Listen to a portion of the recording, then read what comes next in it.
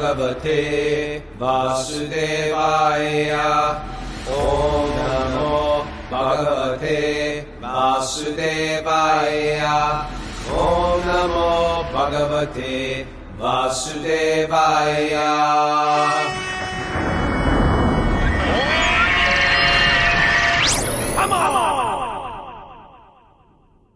Live from Super Soul Farm, this is Wisdom of the Sages, a daily spiritual podcast that makes ancient wisdom relevant today. I'm your host, Raghunath, with co-host and senior educator of the Bhakti Center in New York City, Kastuba Das.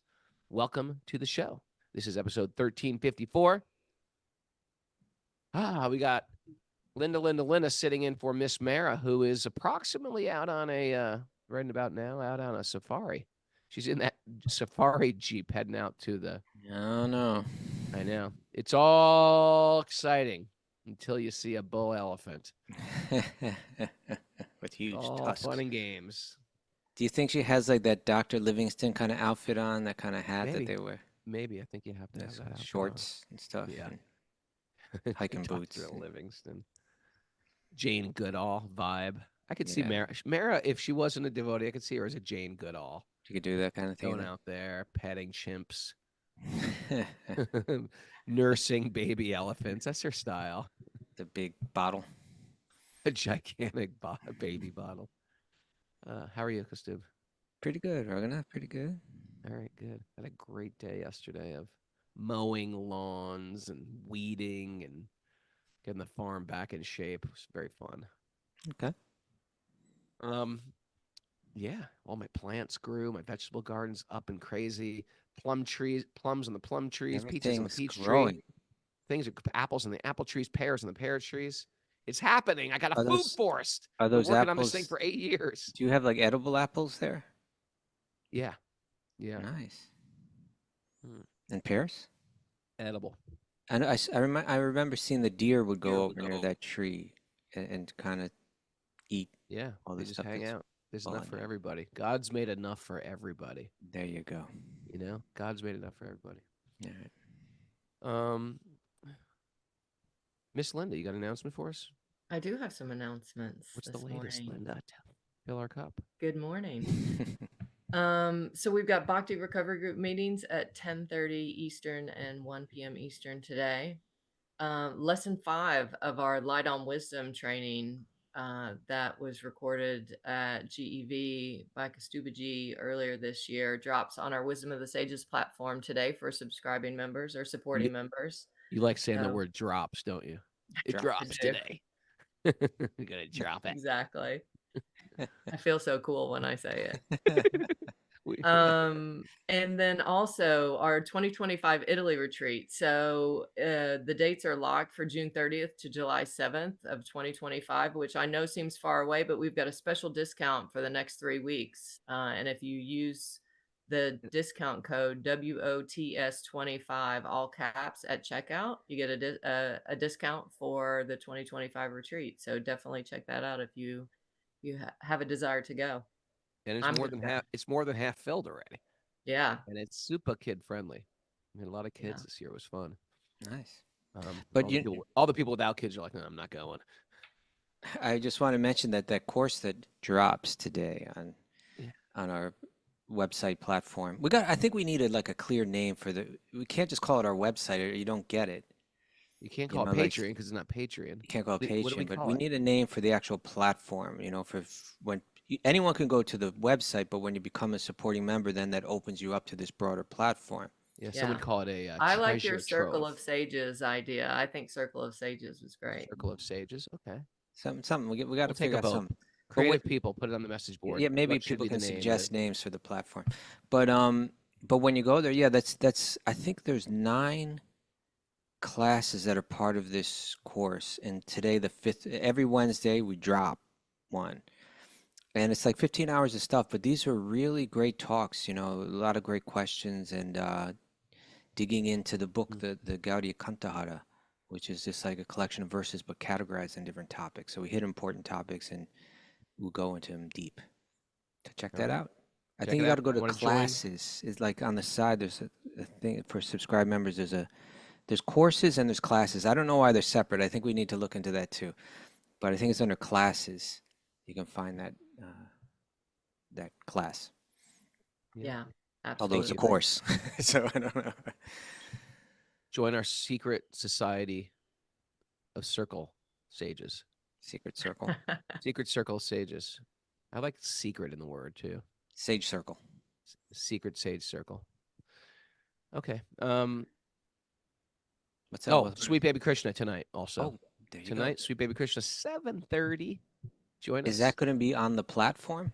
I have no idea. That's the way it's supposed to work. You're supposed to do that on the Yeah. platform. But okay. So that's is for it too late to subscribing do it members. now? Linda, we got to get you instructions on how to do that and get people the instructions on how to do that. Yeah, so it will be for supporting members as it was before for Patreon members. And Nityananda Chandra, I'll make sure that we get you connected, Raghu, so that he can get it set up. You can do it on Zoom, but we will advertise it on the platform. So we'll put up a message on the platform how to tune Yeah, into that. There absolutely. we go. All right. Okay. We need a sexier name for supporting members. I don't know if we do. Inner. Should we just rename everything once a month so Yes, we we keep need to everyone confused? That might. We should have fully rebranded and come out with new cool names. We can still do it. Okay. Let's get into the Srimad Bhagavatam. Oh, let's get into our Nugget, Raghunath. nugget from Brian D. McLaren. Do you No know Brian D. relation McLaren? to Malcolm McLaren. No, he is actually related to Malcolm McLaren. You're kidding. Yeah, no, he's his father. Who is his father famous? Brian D. McLaren. I mean, what did he do? Ah, gotcha, Raghunath. Ah, Sucker. You just ate that one up. Malcolm McLaren, the famous manager of Adam and the Ants, the Sex Pistols, and Bow Wow.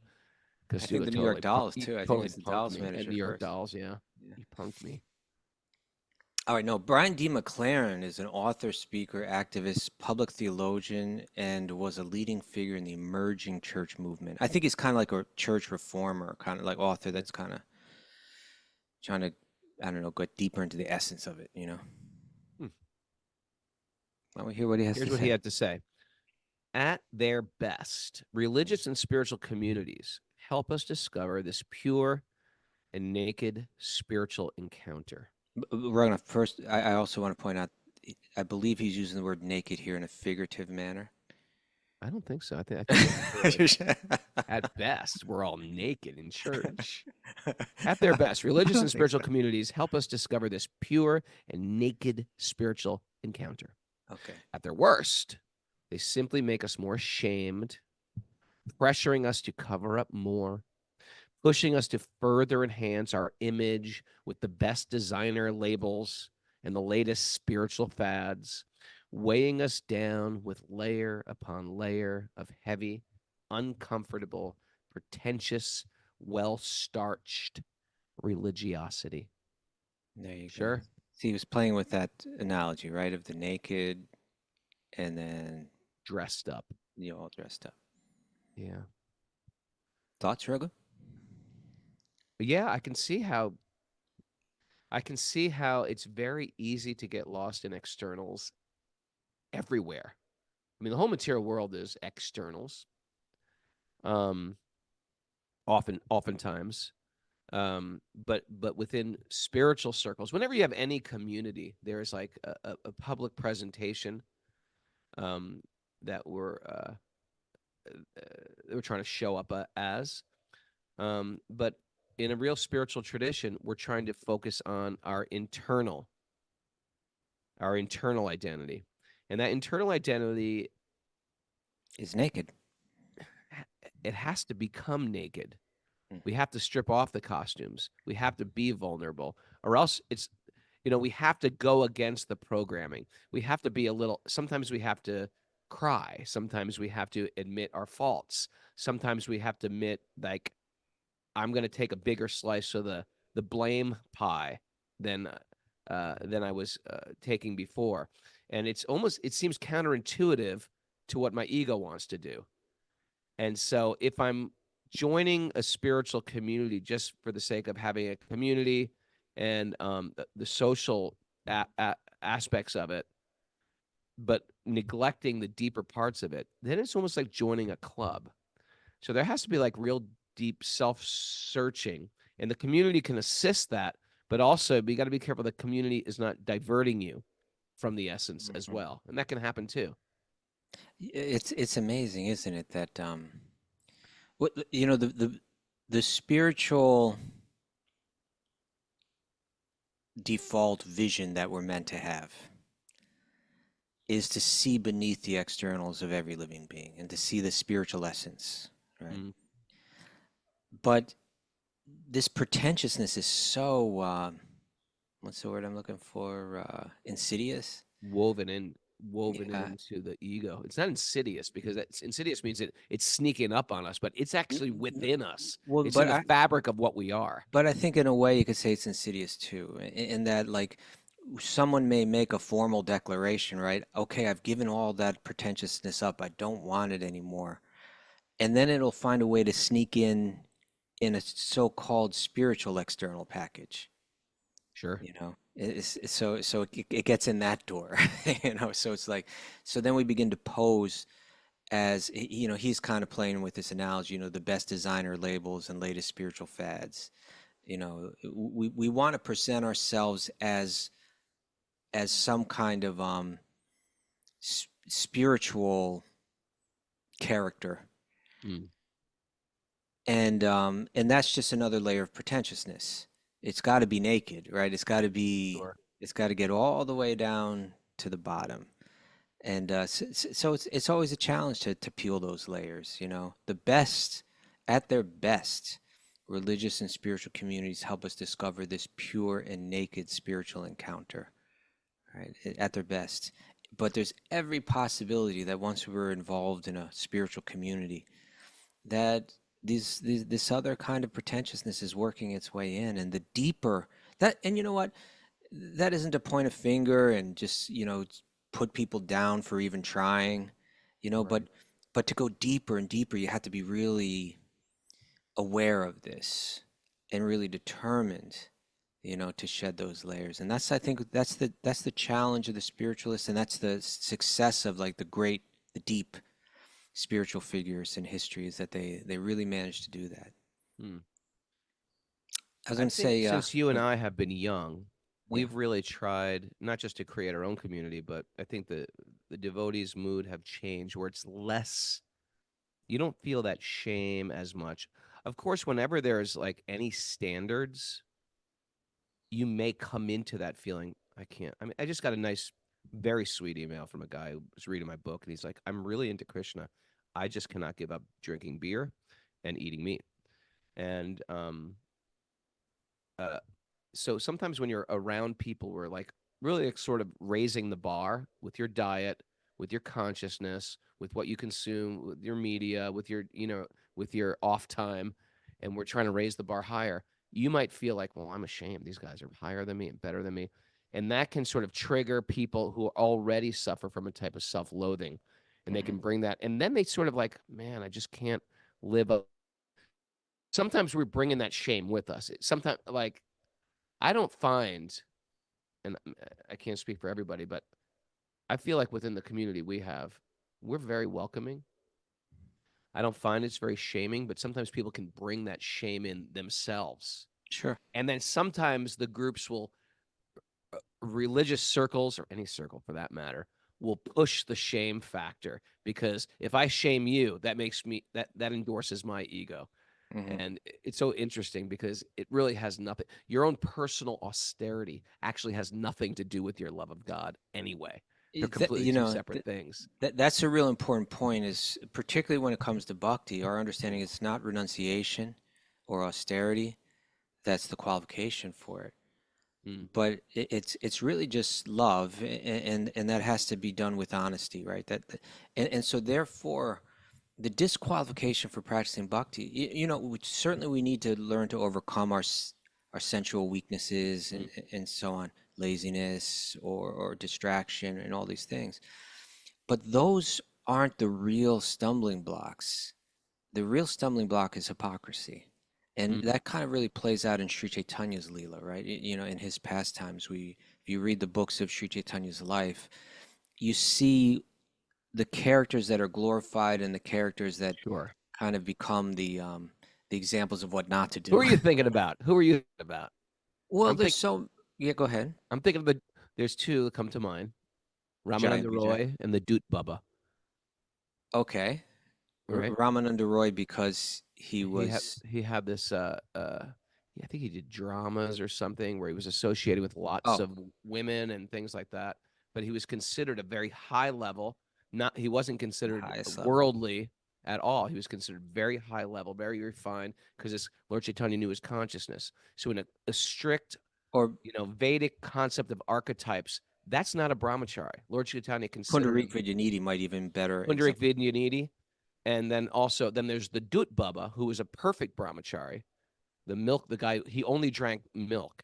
Yet Lord Yeah, Chaitanya said, "Why did you bring him here? He's not. You think just because a person's an ascetic, they're qualified for bhakti?" Now in America, we generally don't even get this. We don't find people who are ascetics. And generally, if a person's like, "Wow, he's fasting for 40 days, and must be he spiritual. does pranayama, he must be very spiritual." They're very interesting, that's for sure. Doesn't necessarily make a person spiritual. You could be fasting for 40 days, you could be doing tons of pranayam, and it could still all be about you and how cool you are and how alternative you are and Right, how, right. mystical you are and how subtle, or yoga, etc. It's got nothing to do with your love of God. You can be weak in controlling your senses and have more love of God. Right. And that's the difference between. There's certain things that will help you. It doesn't assist you to be indulgent in your senses. It can really misdirect you, but it's not the qualification for love of God. And that's a great point, Raghunath. And I think it goes even further to just to be happy.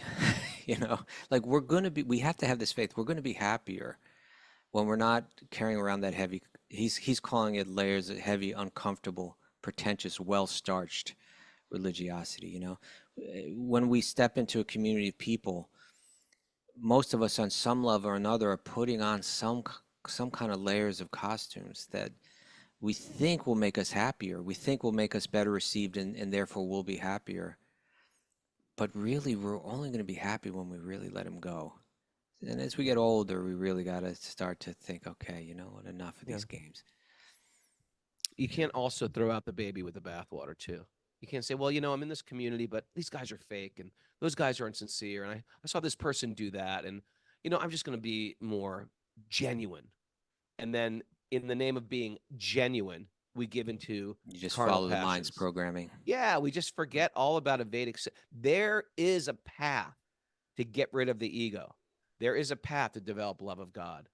And it's been laid out by the acharyas. And we can't say, I'm going to be more genuine. I want to find my real self, my authentic self. What is yourself? What is yourself? And can you separate this? The The Veda, self the is Vedas, beyond the mind, beyond the body, right? And the and their Vedas programmings. exactly. And we have this map of how to get out of it. And just because other people are falling into some club mentality or high school type of mentality, that doesn't mean you should just reject it all. It means you have to find your inner calling, your essential calling, still connected with Vedic teachings. Yeah. That's where Um, good guidance really comes handy, right? That yeah, someone can help you. You know what? You're pushing it too far if you're trying to take this, but let's get you on a path that's steady and let's like there's that analogy of like sometimes when you're turning a screw into wood, if you turn it too fast, the wood cracks. yeah. So you got to turn it slow, Hmm. and then it just kind of gradually goes in nice and tight. And so our spiritual practice can be like that. We may not all be the most renounced or the most austere, but we do need to let go of everything. So Hmm. we need to keep moving in that direction and moving at a pace where we don't crack, And so Right. that's where the good spiritual guidance comes in handy. It's important. We need people like that on a regular basis, and people that sort of like speak to us, almost like speak our language. Yeah. And that there may be an initial person that really does speak to you, and then all of a sudden it shifts. And sometimes Krishna will send you somebody else at a Yeah. different season of your life. Oh, seasons of our lives. Seasons of our life, like that. I can't do it. Keep it. Okay. All right. All right, you ready? Yep. Get into the Bhagavatam. Narayanam namaskritya naram chaivanaratamam devim saraswatim vyasam tatojayam mudirayat. Before reciting the Srimad Bhagavatam, which is our very means of conquest, one should offer respectful obeisances to the Supreme Lord Narayan, unto Narayan Rishi, the supermost human being, unto Mother Saraswati, the goddess of learning, to Srila Vyasadeva, the author.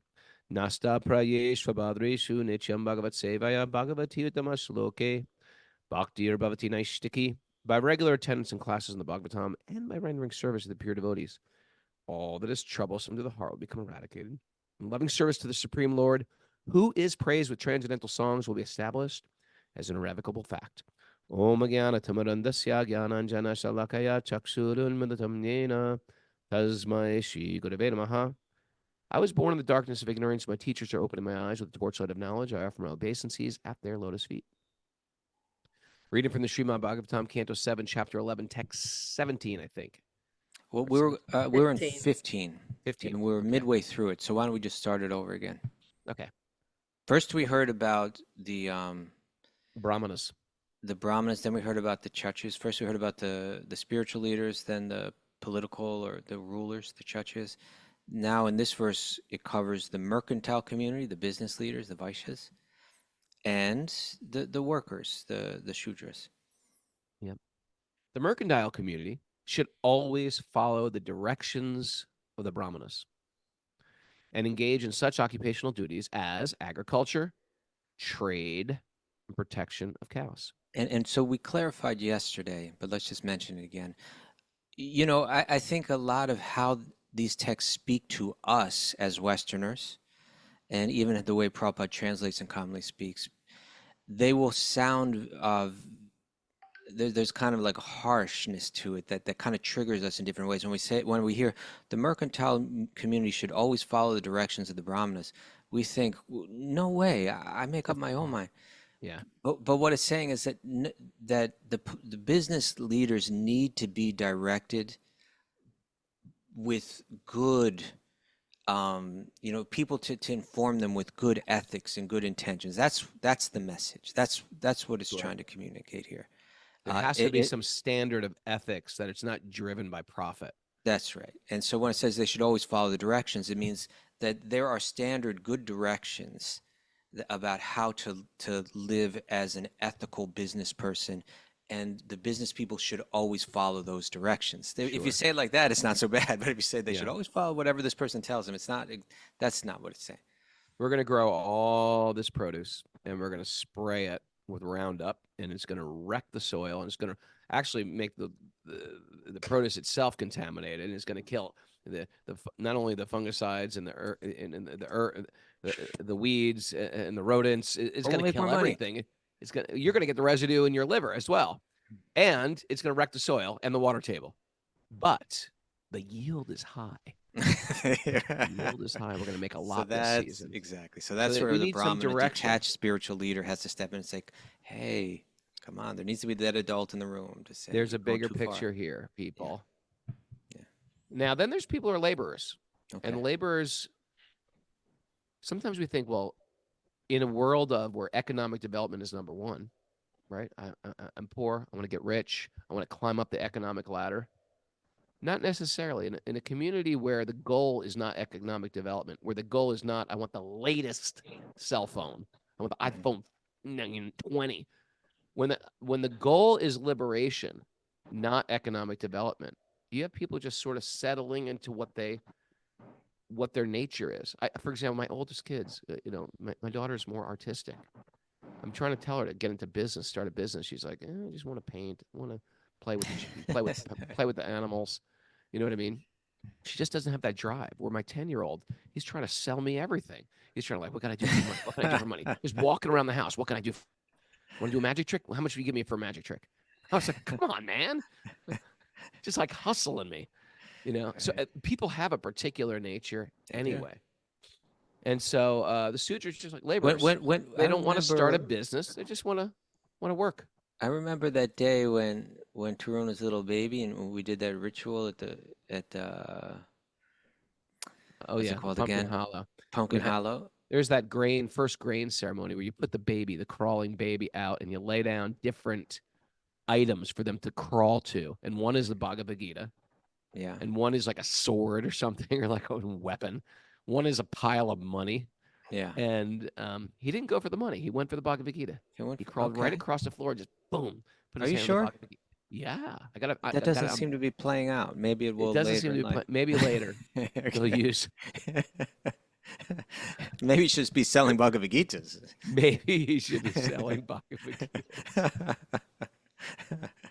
Okay, so we heard about the mercantile community. They're meant to engage in occupational duties such as agriculture, trade, and protection of cows. You know, the idea here is that those are the business owners. But back in the days where we didn't produce all kinds of junk that we don't need, agriculture was the main focus of the economy.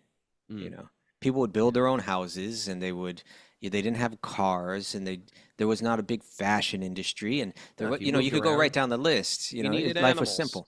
Everybody was like a gentleman farmer in one Yeah. sense. Yeah, you know, there Everybody were took some care of bankers, animals. okay, and there are some tradespeople of different sorts, but the main thing was we need food, you know, and so that's the main business.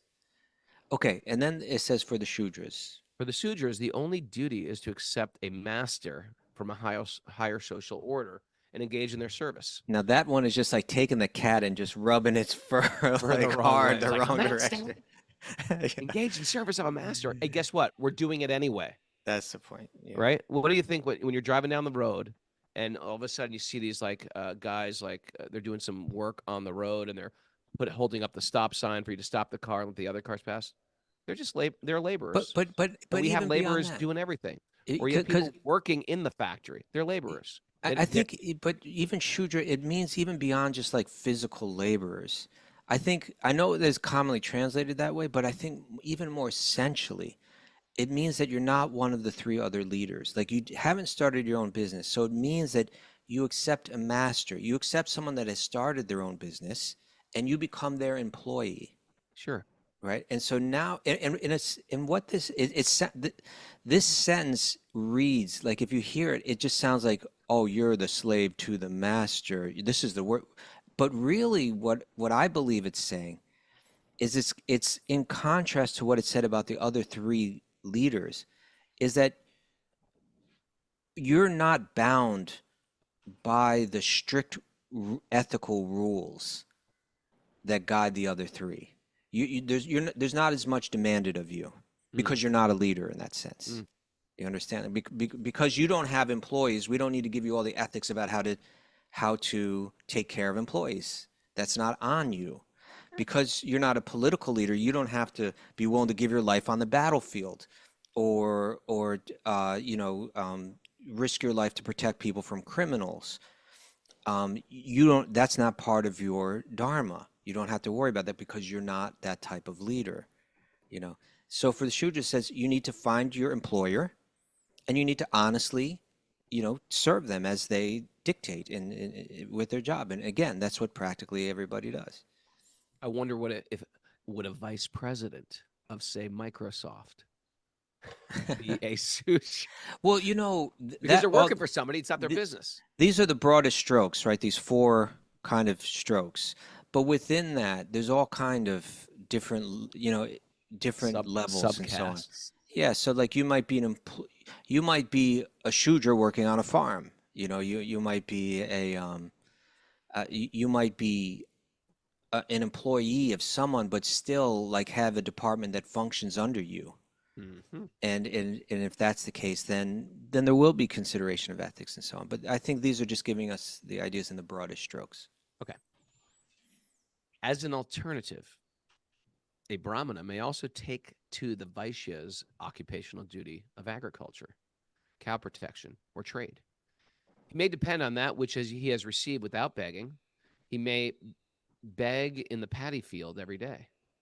He may collect paddy left in a field by its proprietor, or he may collect food grains left here and there in the shops of the grain dealers.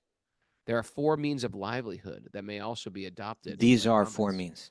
These are the four means of livelihood that may also be adopted by Brahmanas. Among these four, each of them in succession is better than the one preceding it. So what are those four again? You You could may become depend. more or less like a farmer yourself and sell your goods in the Yeah. marketplace, right? You may collect stuff that's been left over by the. Well, then you can be a beggar. You can beg in the paddy field every day. You can go out to where the farmers work and say, "Hey, can I get a little of your produce?" It's so funny because this sounds so humiliating for most of us, but hey, that's the leader of society. You want to be the leader? Yeah. Okay. Start to beg. You know, Start to control your senses, renounce everything, voluntarily take on the role of being poverty stricken, and then you can be the leader of society. and you know, it's saying that each one of them is better in succession, better than the one preceding it, because the first one, you're practically a business person.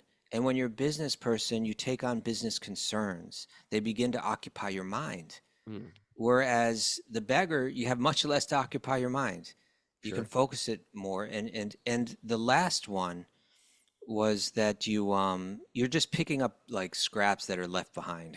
You know, like you're not even begging from someone, like in hoping that they're going to give you something. You're just kind of like whatever's left over, I'll pick up. You're uncorruptible in that position.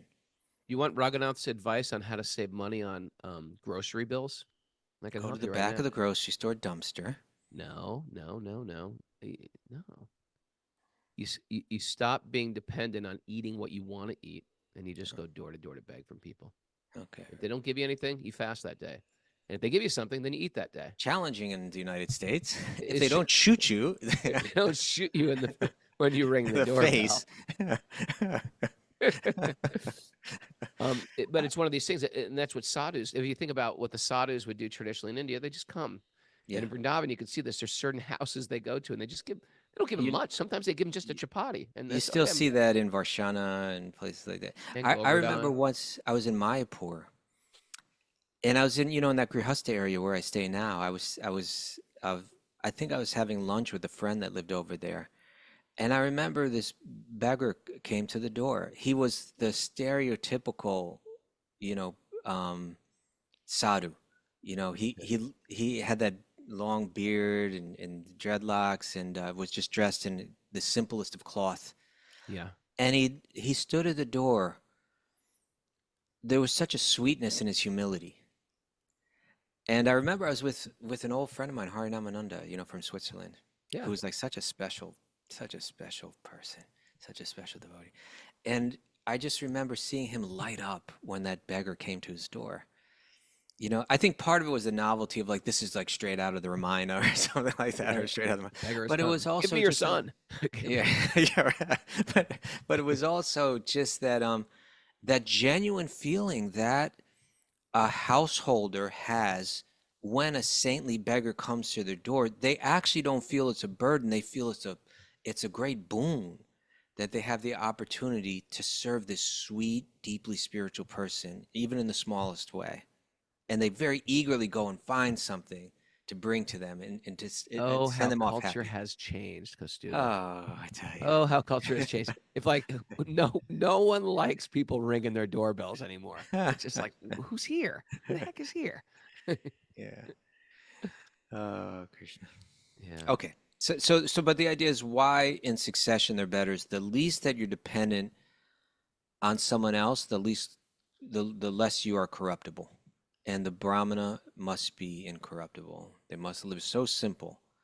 And they have to have a mind so free from material anxieties Mm, that they can be pure and speak the truth. mm. Okay. Simple living. Yeah. Text 17.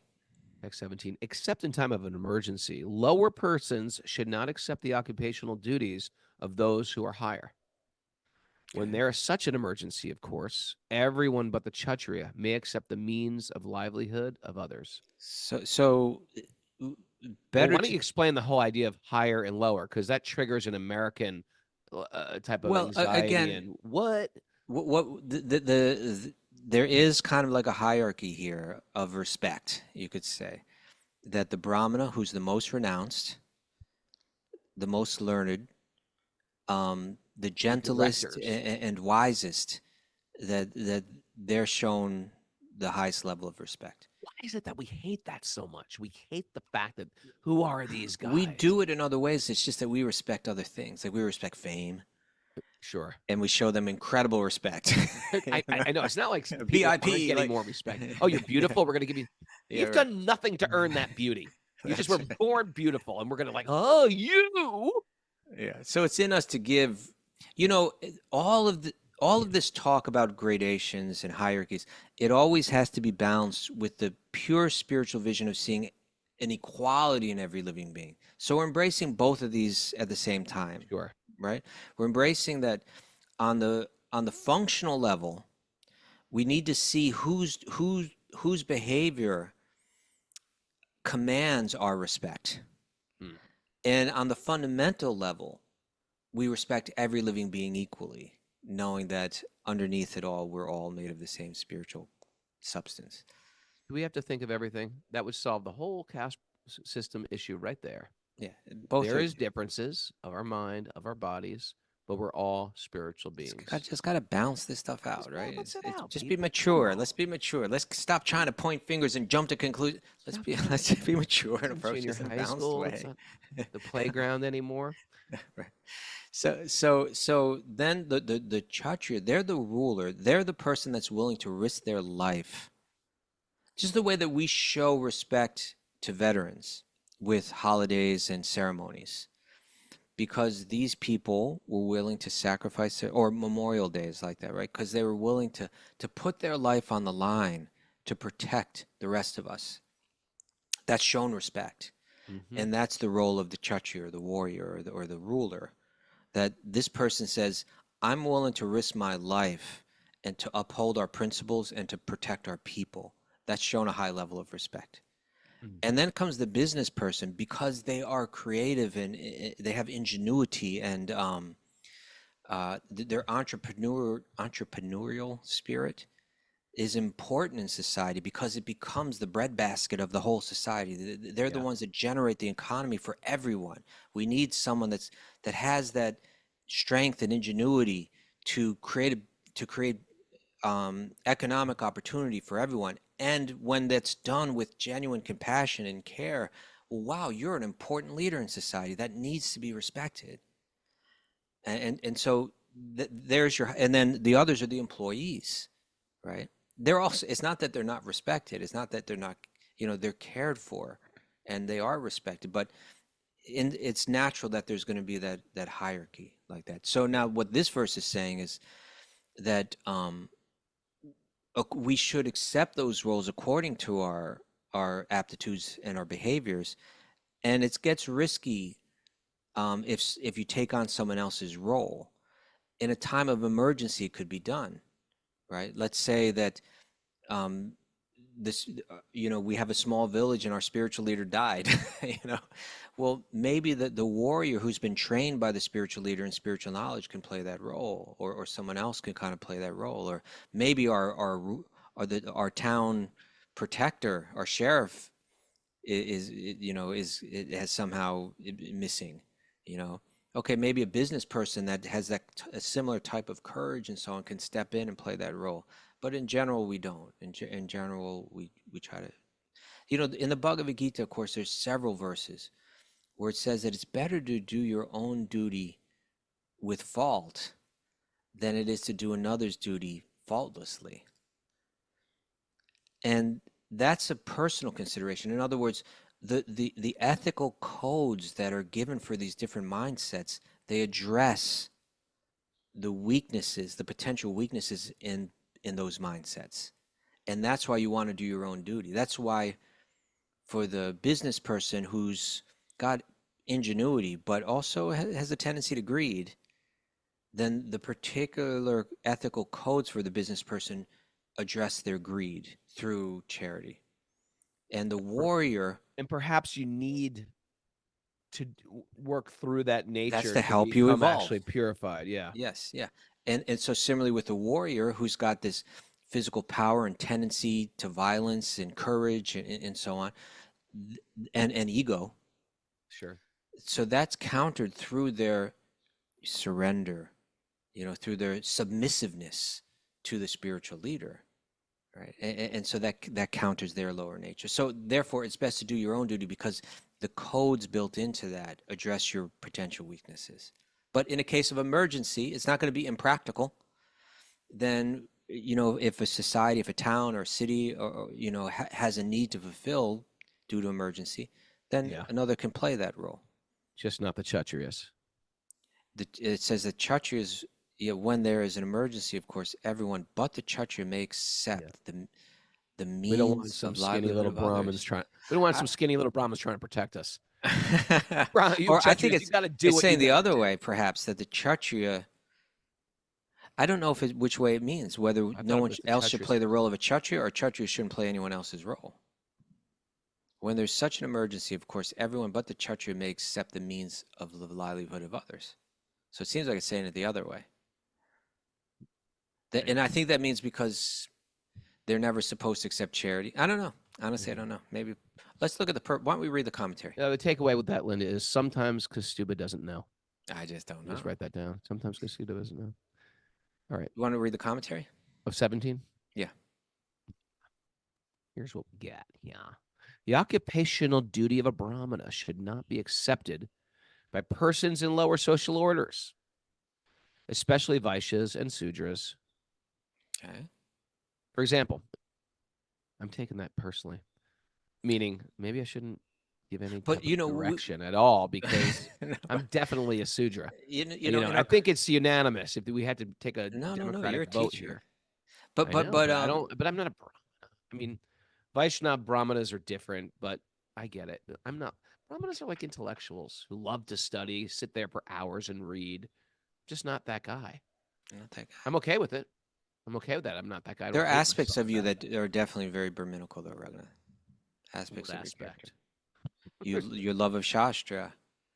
I don't love it. But by nature, you found your way as a teacher, as an occupation. That says a lot. I know, but the occupational duty of a Brahmana should not be accepted by. This is telling me directly. Maybe I shouldn't be teaching. I think you should be.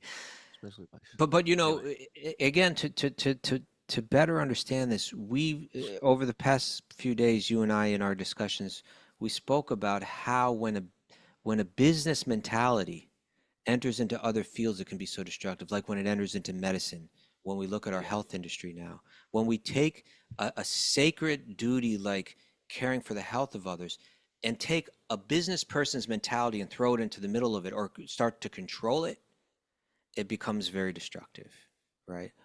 Or when that business mentality enters into the political realm and you got someone that's just like, you know what, I think I'll produce weapons. That's a good way to make money.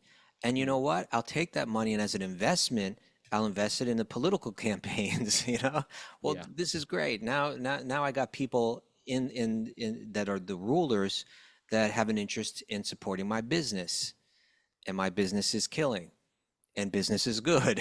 It's like that's so there's so many destructive ways when a person with a strong business mentality plays the role of a political ruler or of a spiritual teacher or of a medical practitioner.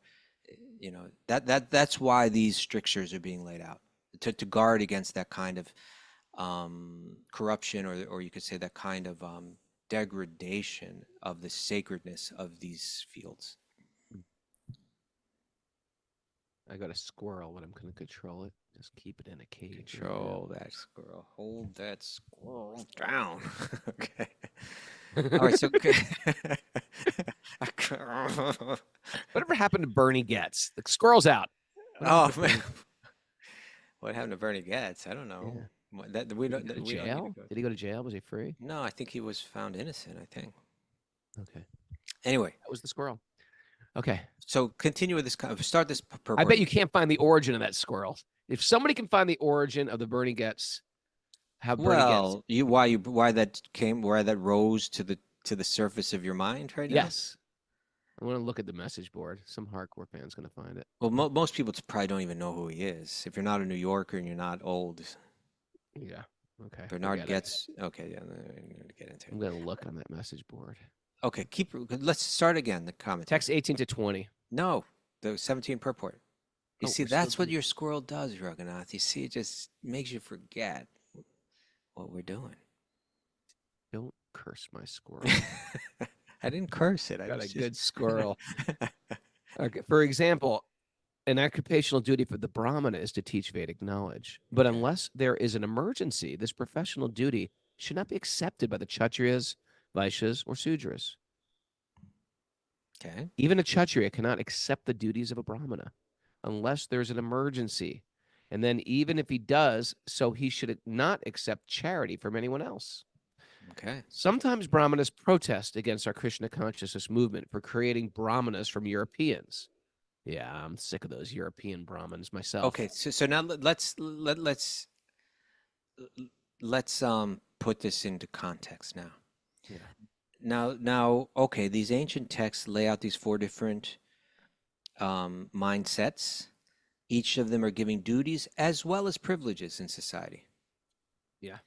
And so if you're born into a family of Brahmanas and you begin to think that my birth is the qualification of this role, and that then you want to, if you want to lock down on that privilege, then you become very concerned if people outside of these birth lineages Yeah. begin to be recognized as Brahmanas. Who are these Europeans thinking they are pujaris or priests? Yeah. You know, they're actually malechas. This is what it says. In other words, they're malechas Meat and eaters yavanas. and people that don't follow the Vedic. They're from families that don't follow these Vedic standards. And they intermarry amongst different family members. They grew up eating meat. Having gone through all of the purificatory rites that we've gone through since we were they born. have some scars from previous lives of doing, and you still see this all the time, where people saying, you know, I'm from a Brahmin. You should be giving me charity.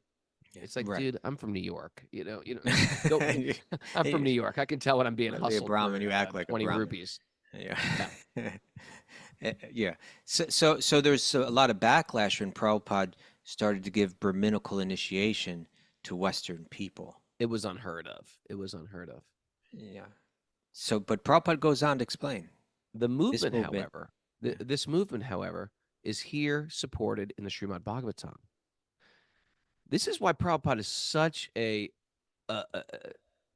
a lighthouse, a beacon of light in the teachings of the Veda, because it's the first time really that not only has, quote, Eastern culture been taught around the world, but it's been established in a foundational way through vast amounts of literature and a process and a path.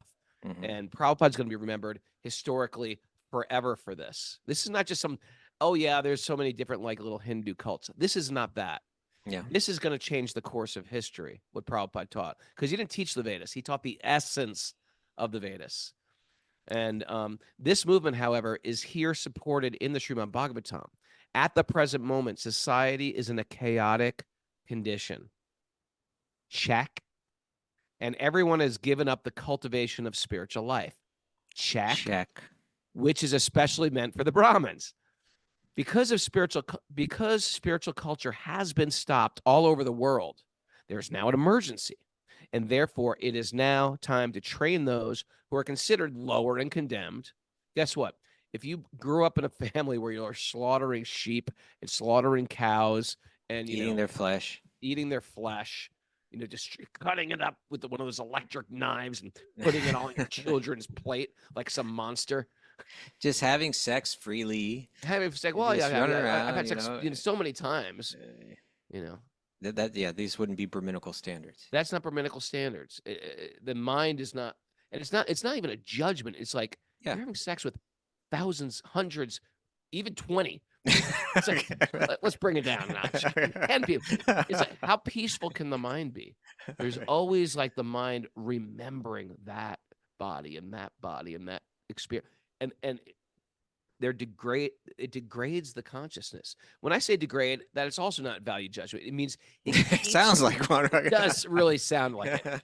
But what it does is it keeps the soul bound to the sensual, gross body as opposed to the pure body. There's a pure body and a gross body. So anything that binds me tighter to the body, that's it. That's what we call a degraded condition. When I feel like I can control these senses of the minds and I feel this pleasure of the self, that's a higher state. So these texts aren't saying no sex allowed, but they're saying it needs to be regulated. It needs to be carefully considered. Yeah. Okay. It shouldn't be like a swipe right. Okay, so Thank God we missed that, Kastuba. Oh, We no. missed swipe right. Swipe right. Okay. I don't even know. I don't know. We've Fortunately. missed all that. Isn't that great? We somehow Krishna protected us from. Hey, be careful. Oh my God, Yeah, that would have been like could a. sneak up us in the next life. Okay, Yeah. so Prabhupada's saying, hey, you know what? We do have an emergency here. There's not enough people with clear spiritual insight moving around this world. So therefore, I went to the West and I started training people in it. Right? When Prabhupada would arrive at an airport, sometimes there'd be like reporters, and they say, "Why have you come?" What are you here to give the people? Yeah, and he would say, "I've come to create a class of first class men." Right. And by that, and we should be clear, when he said men, he was also doing this with the women too. Oh, He that's the was way they looking talk. for That's the way people. people talk back then. Back off. Yeah, Not he you, was but looking. people in he general, was- like, "What?" It's just like everyone. They said mankind. Oh, Yeah. womankind. No, That's just the way Prabhupada they talk back gave then. Brahminical initiation to women. Yeah. Right. That was also pushing the boundaries.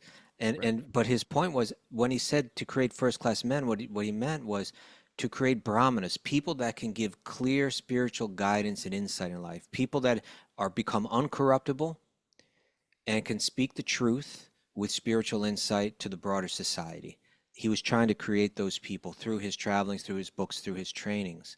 And so he's saying the world is in an emergency state. It needs this. So we need to go to people that weren't born into Brahmin families and give them Brahminical training. And then they need to live up to it. Then it's not just a name only. And oftentimes we see they live up to it more more truly than the people that were born into it. And how's it working out? No, it helped me a lot. Yeah. Yeah. That wasn't like a challenge. That was sort of how's Yeah. it working out? There's a lot of people that tried to jump high and they couldn't, reach the top. But you know what? It still changed them. And then there's people who are like, yes, that I relate with that. So maybe everybody didn't come this first class self-controlled Brahmana, but they all got connected with God somehow in a deeper way, in a way that's like just separate than some type of depth they found. And many have Also, been you able to found that provide. he Yeah. did create this. There is some incredible, very Brahminical, sharp, spiritual people I feel that could guide the entire world. I honestly feel Prabhupada's created that. I've seen I know people it. come out of this society that are so impressive, and people are still being born into it with like sort of parents or grandparents that are practicing bhakti. So they're coming into this society with these very still minds and consciousnesses, which you don't see in regular public high schools, Okay. public education. It's like a whole different breed of generate. I'm so excited for future generations and bhakti yoga and see where this is going to go. It's Where's it gonna really go? quite exciting, All right. right? Well, everybody get busy. Start reproducing. Starting right.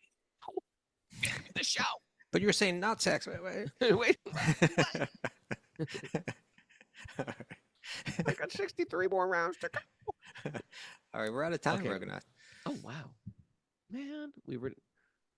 All right. Hi, Linda. How are you? We go to Linda. Hey, all Hey, right. takeaways today? I do have some takeaways. Okay. So Mara, the first, will generally say, yes, I have some good ones. That's pretty much what she Okay. says you every gotta day. entice us a little, Linda. I have some really good ones. Okay, well, that's good. That's what I want to hear. Okay. The real stumbling block to bhakti is hypocrisy. That's right. Who came up with that one?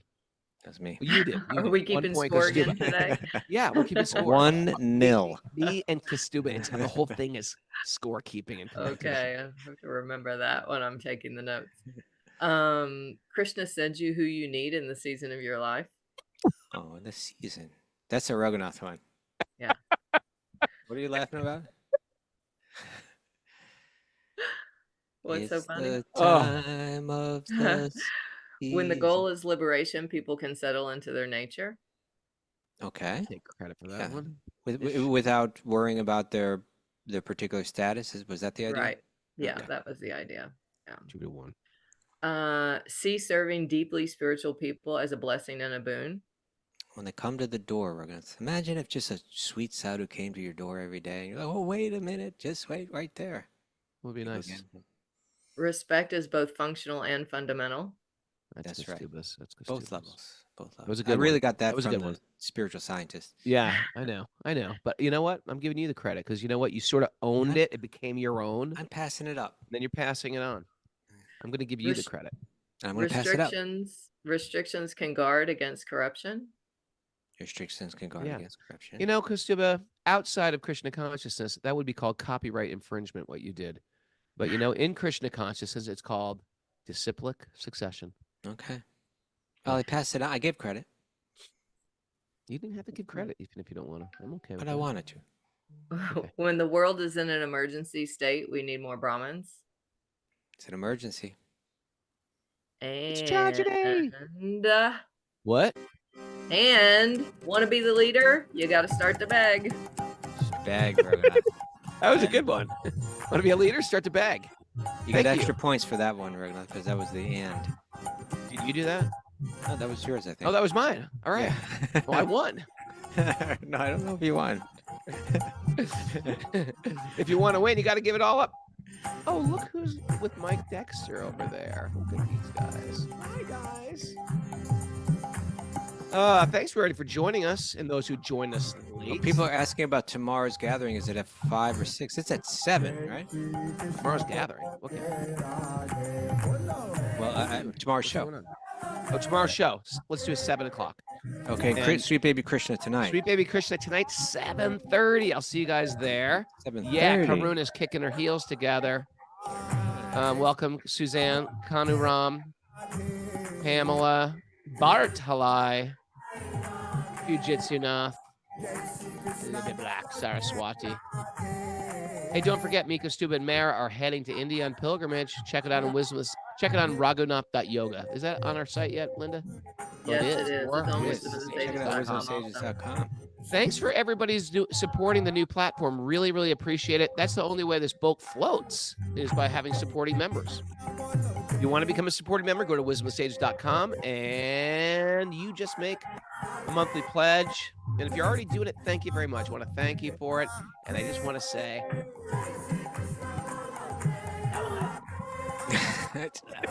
Say it again. double it.